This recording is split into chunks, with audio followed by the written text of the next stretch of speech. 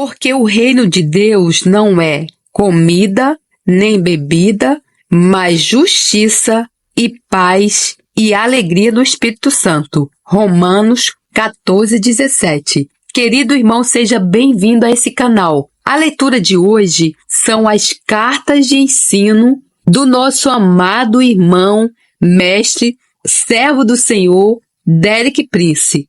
Curta, se inscreva e compartilhe o vídeo para que mais vidas possam ser abençoadas e para que o reino do Senhor avance e a glória seja dada somente a Ele. Carta de ensino: como é que Deus vê a tua igreja? Compara com a primeira igreja, de Derek Prince. O tema para esta carta é a primeira igreja. Iremos fazer uma rápida viagem de volta no tempo para olharmos para as nossas raízes espirituais. Nas nossas cidades hoje, nós estamos acostumados a ver sinais que dizem a primeira igreja batista, ou a primeira igreja presbiteriana, ou a primeira igreja da Assembleia de Deus. Mas eu não estou a falar na primeira igreja nesse sentido. Eu estou a falar sobre a primeira igreja, sem qualquer outra qualificação, nem mesmo a primeira igreja protestante, ou a primeira igreja católica, mas a primeira igreja antes que houvesse qualquer outra, a não ser a primeira igreja,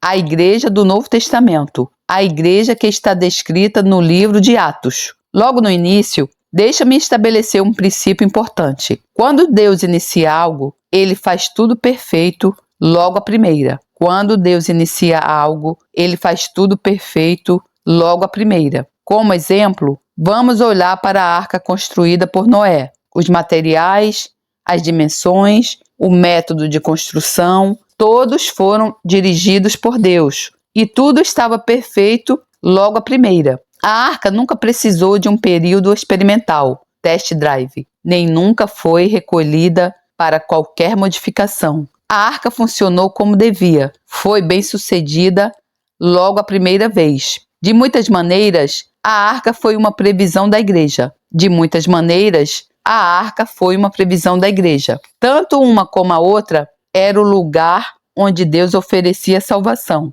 Tanto uma como a outra tinha de ser construída. Tanto uma como a outra foi construída por um carpinteiro. Noé era um carpinteiro. Jesus era um carpinteiro. Mas a arca foi construída de madeira e a igreja construída de homens e mulheres vivos. A primeira igreja descrita no Novo Testamento, principalmente no livro de Atos, permanece como nosso padrão ou modelo, dado por Deus. Ela nunca foi substituída, nunca foi modificada, assim como a arca. Ficou certa da primeira vez. Então, perguntemos a nós próprios, como era ela? Como poderíamos identificá-la? O que procuraríamos se estivéssemos em busca dela hoje? Vou dar-te um exemplo muito simples e muito terra a terra. Acontece que eu passei 5 anos da minha vida no Quênia, na África Oriental, o país onde proporcionalmente, em relação à área do país, acho que há mais elefantes do que em qualquer outro lugar do mundo. Então, deixa-me dar como exemplo a tarefa de descrever um elefante a alguém de modo que essa pessoa possa reconhecer um elefante quando vir um. Nós não teríamos de dar uma análise científica, apenas teríamos que dar algumas características principais distintivas. Por exemplo, no que diz respeito a um elefante, eu escolheria provavelmente 4 características distintas. Uma tromba no final do seu nariz, se é que posso dizer assim. Em seguida, presas de marfim de cada lado da tromba, são muito características porque nenhum outro animal as tem da mesma forma. Depois, orelhas de abano muito grandes e, finalmente, uma cauda relativamente pequena na outra extremidade. É verdade que isto não é uma análise científica, mas é o suficiente para identificar um elefante. Testemunhas para todos os homens. Eu vou fazer algo semelhante em relação à primeira igreja. Vou apontar 4 características evidentes que servem para identificá-la. A primeira característica distintiva que quero focar é que a primeira igreja era uma igreja de pessoas que foram testemunhas para todos os homens. A primeira igreja era uma igreja de pessoas que foram testemunhas para todos os homens. Isso era algo muito primário e muito distintivo acerca deles. Podemos voltar para começar as últimas palavras de Jesus na terra. Em certo sentido, essas foram as palavras com que ele deu à arca um empurrão e a pôs a navegar. As últimas palavras que ele disse aos seus discípulos na terra estão registradas em Atos 1:8. Ele disse-lhes: mas recebereis a virtude do Espírito Santo que há de vir sobre vós, e ser-me-eis testemunhas, tanto em Jerusalém como em toda a Judéia e Samaria, e até os confins da terra. Uma coisa que precisamos reparar, em primeiro lugar, é que a igreja tinha uma fonte de poder sobrenatural, e este poder era necessário para torná-los testemunhas eficazes. E essa foi a sua primeira missão, serem testemunhas. A igreja tinha uma fonte de poder sobrenatural e esse poder era necessário para torná-los testemunhas eficazes. E esse foi o programa básico para divulgar o evangelho por toda a terra. Os cristãos deveriam ser testemunhas. Precisamos compreender o que é uma testemunha. Uma testemunha não é necessariamente um pregador. Um pregador expõe a verdade em geral, mas uma testemunha fala por experiência pessoal, de algo que realmente aconteceu com ela. Nem todos os cristãos são chamados para serem pregadores, mas eu acredito que se espera que todos os cristãos sejam testemunhas. Espera-se de nós que tenhamos uma experiência pessoal de que possamos falar e contá-la aos outros. Isso é como Jesus ordenou, que o evangelho deve ser divulgado, uma pessoa falando com outra, baseando-se numa experiência pessoal, até que esse testemunho se estenda até os confins da terra. Particularmente, a responsabilidade primária dos apóstolos eram ser testemunhas e não pregadores, e, em primeiro lugar, testemunhas de um grande evento histórico, a ressurreição de Jesus. Lê o que o escritor de Atos diz em Atos 4, versículo 33. E os apóstolos davam, com grande poder, testemunho da ressurreição do Senhor Jesus, e em todos eles havia abundante graça. Repara, eram os apóstolos a falar da sua experiência, em primeira mão. Eles tinham sido testemunhas oculares do que estavam a falar, e acima de tudo, falavam sobre a ressurreição do Senhor Jesus Cristo. E vemos que eles levaram a sua missão tão a sério que não havia ameaças que pudessem silenciar o seu testemunho. Mais tarde, os líderes religiosos em Jerusalém convocaram-nos e disseram: nós dissemos para nunca mais falarem nesse nome, mas mesmo assim encheram Jerusalém com a vossa doutrina. Isto é como Pedro, em nome dos apóstolos, respondeu, em Atos 5:29, até o versículo 32. Porém, respondendo Pedro e os apóstolos disseram: mais importa obedecer a Deus do que aos homens. O Deus de nossos pais ressuscitou a Jesus, ao qual vós matastes, suspendendo-o no madeiro. Deus, com a sua destra, o elevou a príncipe e salvador, para dar a Israel o arrependimento e a remissão dos pecados. E nós somos testemunhas acerca destas palavras, nós e também o Espírito Santo, que Deus deu àqueles que lhe obedecem. Vê que a principal missão dos apóstolos era serem testemunhas. Foi para falar da experiência pessoal do que tinham visto e ouvido, e acima de tudo, para testemunharem que Deus tinha ressuscitado Jesus de entre os mortos. E então eles disseram: à medida que damos testemunho, o Espírito Santo também testemunha sobrenaturalmente o nosso testemunho. Mas toda a ênfase é dada à palavra testemunho. O que era verdadeiro para os primeiros 12 apóstolos era igualmente verdadeiro para o apóstolo Paulo, que, é claro, chegou mais tarde ao conhecimento de Jesus, através de uma revelação na estrada de Damasco. Muito mais tarde, na sua vida, Paulo estava a ser julgado pela sua fé em Jesus Cristo. E em Atos 26, versículo 22 e 23, lemos o seu testemunho no tribunal. Eu uso a palavra testemunho deliberadamente. Foi testemunho no sentido espiritual, como também foi testemunho no sentido legal. Isto é o que ele disse: mas, alcançando socorro de Deus, ainda até ao dia de hoje permaneço dando testemunho tanto a pequenos como a grandes, não dizendo nada mais do que os profetas e Moisés disseram, que devia acontecer, isto é, que o Cristo devia padecer e, sendo o primeiro da ressurreição dentre os mortos, devia anunciar a luz a este povo e aos gentios. Observa, a primeira responsabilidade de Paulo era ser uma testemunha, e ele era uma testemunha para todos, pequenos e grandes, não importando qual a sua posição social. Ele deu testemunho do que diz a Escritura. Ele disse, os profetas e Moisés, e ele deu testemunho ao que diz a Escritura, particularmente no que se refere a Jesus Cristo, e principalmente no que diz respeito à sua ressurreição. Esse é o tema até o fim, testemunhas da verdade, da Escritura, no que diz respeito a Jesus Cristo e especialmente à sua ressurreição. Permita-me que te recorde o impacto surpreendente do testemunho conjunto dos cristãos primitivos no Império Romano. O Império Romano foi o império mais forte conhecido na Terra. Naquela altura, e em certo sentido, tomou uma posição contra a igreja primitiva. E, no entanto, o impacto dos testemunhos dos primeiros cristãos levou o Império Romano e o imperador romano a dobrarem-se. Em menos de 3 séculos, o próprio imperador romano curvou-se e dobrou seu joelho perante o nome de um judeu que tinha sido crucificado por um governador romano.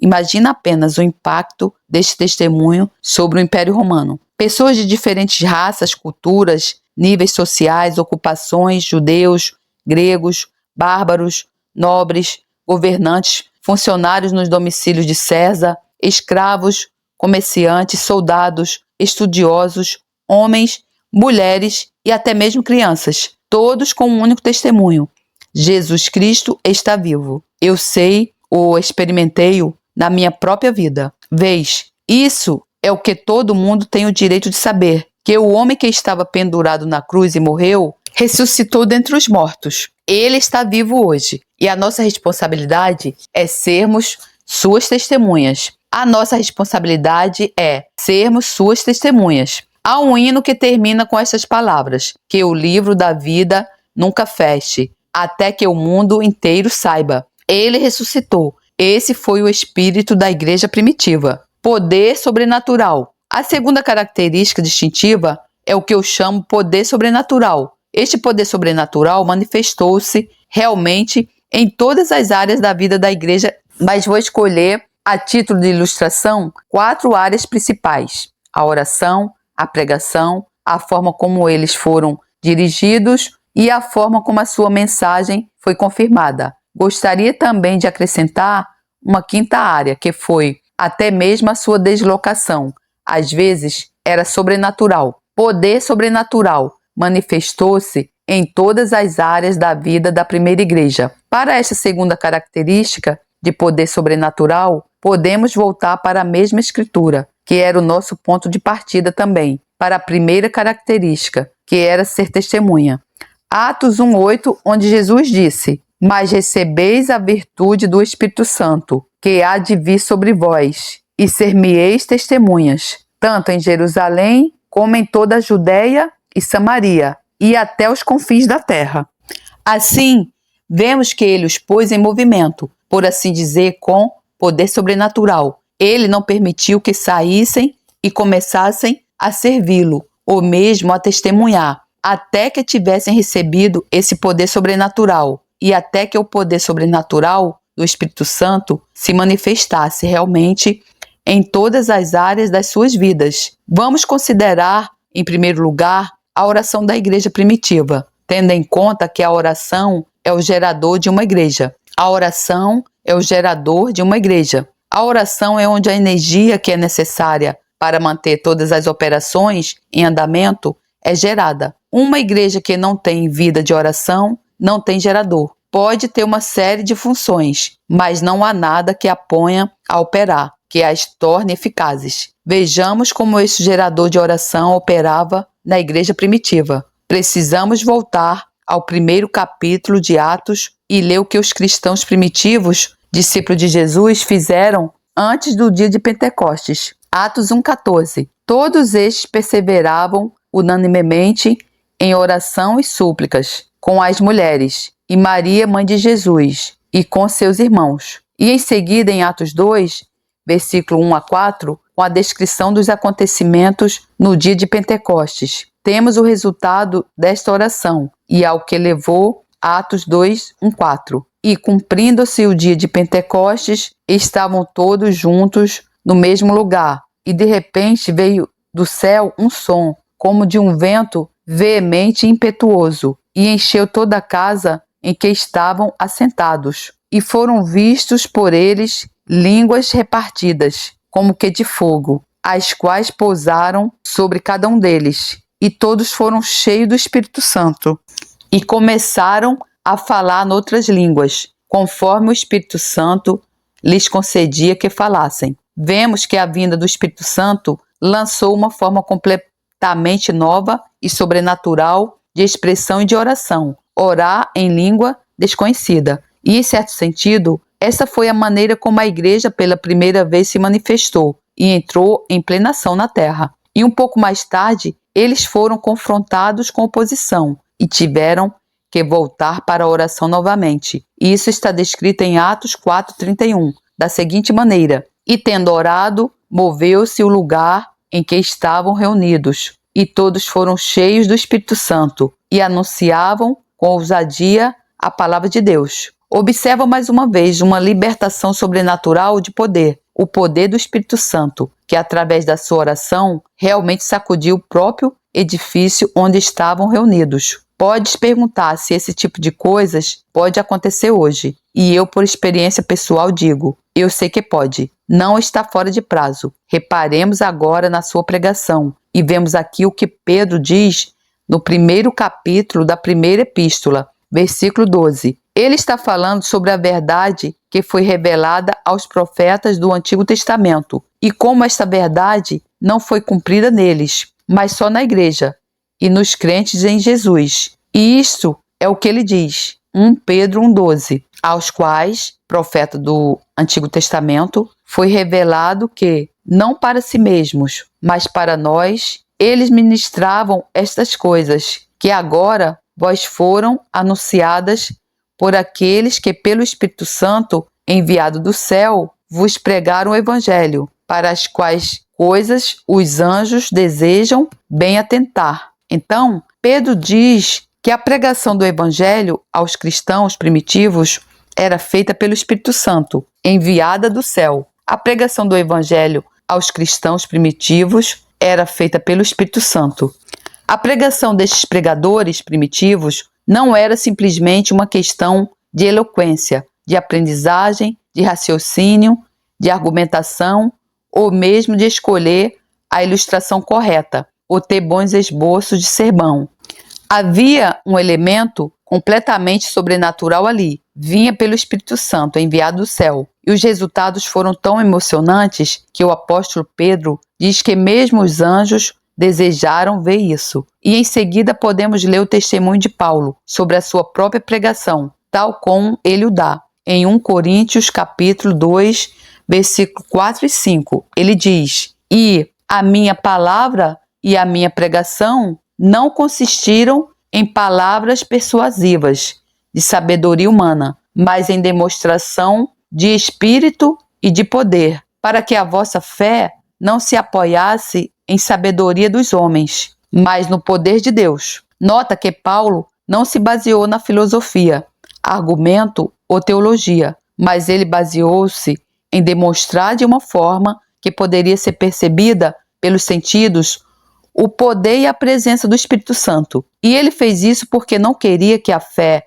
dos crentes fosse fundada na sabedoria dos homens, mas no poder de Deus. Quer dizer, este tema do poder sobrenatural estava sempre presente na vida da igreja primitiva. Outro aspecto do poder sobrenatural na igreja primitiva foi a forma como foram guiados ou dirigidos. Isto é resumido por Paulo em Romanos 8,14.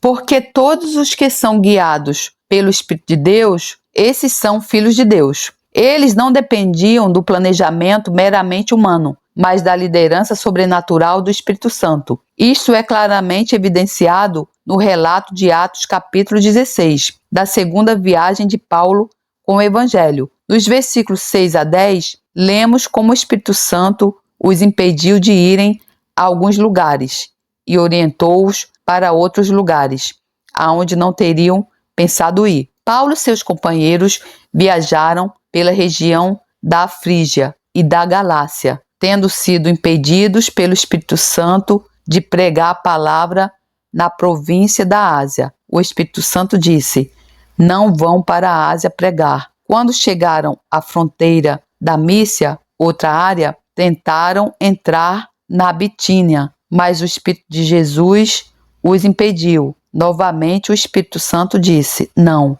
Então contornaram a Mísia e desceram a Troade. Durante a noite, Paulo teve uma visão, na qual um homem da Macedônia estava em pé e lhe suplicava: passe a Macedônia e ajude-nos. Depois que Paulo teve essa visão, preparamo-nos imediatamente para partir para a Macedônia, concluindo que Deus nos tinha chamado para lhes pregar o Evangelho.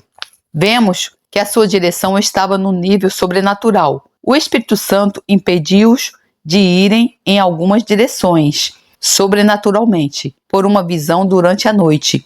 Orientou-os para irem ao lugar que ele queria que eles fossem, e que não estava de modo algum no plano original, e era a Macedônia. Vejamos agora a confirmação sobrenatural que eles desfrutaram. Marcos 16, versículo 20, diz o seguinte: então os discípulos saíram, isto foi depois de Jesus ter sido levado para os céus, e pregaram por toda parte, e o Senhor cooperava com eles, confirmando-lhes a palavra com os sinais que a acompanhavam. Eles não confiavam simplesmente na sua eloquência ou nos seus argumentos, mas houve uma confirmação sobrenatural da sua mensagem. E isso expressa-se mais uma vez pelo escritor de Hebreus, em Hebreus capítulo 2, versículos 3 e 4.